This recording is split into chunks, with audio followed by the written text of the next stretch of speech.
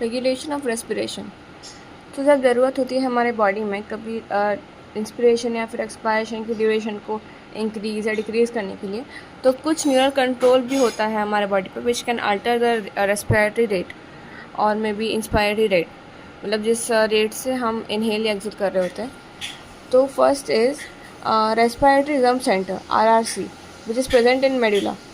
तो respiratory rhythm centre का main काम होता है एक्चुअली सिग्नल करना और आल्टर करना द ड्यूरेशन ऑफ इंस्पिरेशन और जो भी है।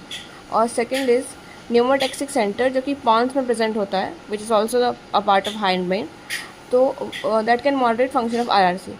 उसके सिग्नल्स होते हैं from the pneumotaxic centre. Signals from here can reduce the duration of inspiration and thereby alter the respiratory rate. मतलब RRC का काम चेंजेस लाना होता है, वो इंस्पिरेशन का रेट बढ़ा भी सकता है घटा भी सकता है। मेन बार न्यूमोटैक्सिक सेंटर से जो सिग्नल्स आते हैं वो उससे RRC को सिग्नल करते हैं कि रेस्पिरेटरी रेट को, मतलब इंस्पिरेशन की ड्यूरेशन को बढ़ा के रेस्पिरेटरी रेट को चेंज करो उस हिसाब से। और कुछ सेंटर्स प्रेजेंट होते हैं जो कि adjacent to respiratory rhythm center present होते हैं। Center adjacent to RRC they are highly sensitive to CO2 and H+ की concentration.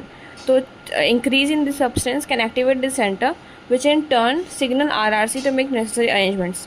ये सेंटर एसोसिएटेड है RRC के आसपास, ये खुद कुछ नहीं कर सकता बल्कि ये ओनली सेंस कर सकता है कि इन CO2 और H+ में जो भी चेंजेस आ रहे हैं, एंड देन फिर वो इस RRC को सिग्नल करेगा और फिर RRC देखेगा कि उसका भी क्या करना है, मे बी इंस्पिरेशन की रेट बढ़ानी है नहीं बढ़ानी है, वो सब।